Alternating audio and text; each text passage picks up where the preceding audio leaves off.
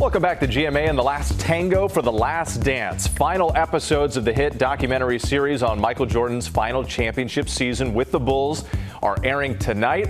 And joining us this morning is the documentary's director, Jason Hare. Jason, it is great to have you with us. Good morning to you. Let's jump right to it here. I understand that you were working on the final episodes until the very last minute and that you were waiting to watch it on a big screen TV at home just like everyone else. Is that still the case? That is the case.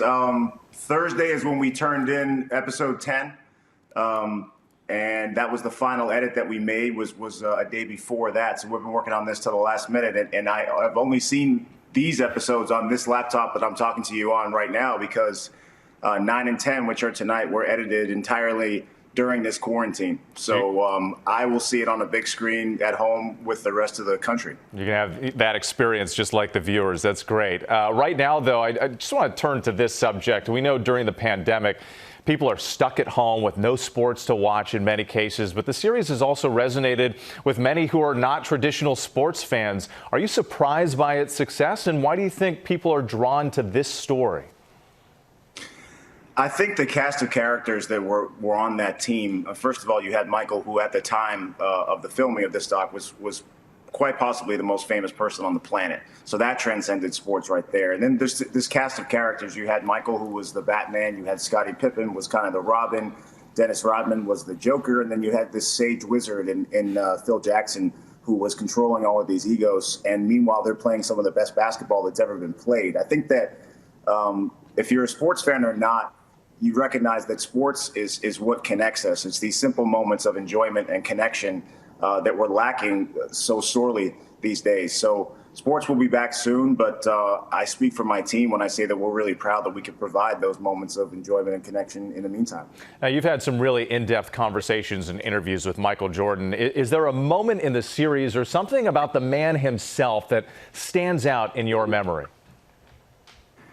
I think anytime we humanized him, that was my main goal with this when it came to Michael and his character in this doc, was making him into a human being, because he's a two-dimensional figment of my imagination. Growing up as a kid watching him play, he was a poster on a wall or a logo on a shoe.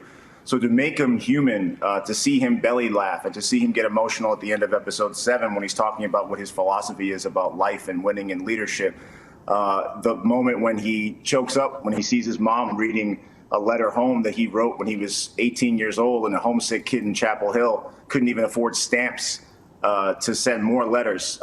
That turned him from Michael Jordan into Mike Jordan from Wilmington, which is what he was before he became a global icon. So those are my favorite moments. He's a public figure, but a private man, and you had incredible access all these years later. Jason, thank you so much for your time this morning. Good luck with the final episodes. We'll talk to you soon. Again, The Last Dance, the last 2 parts of the series air tonight on ESPN starting at 9 p.m. Eastern. Well, hey there, GMA fans. Robin Roberts here. Thanks for checking out our YouTube channel. Lots of great stuff here. So go on, click the subscribe button right over here to get more of awesome videos and content from GMA every day, anytime.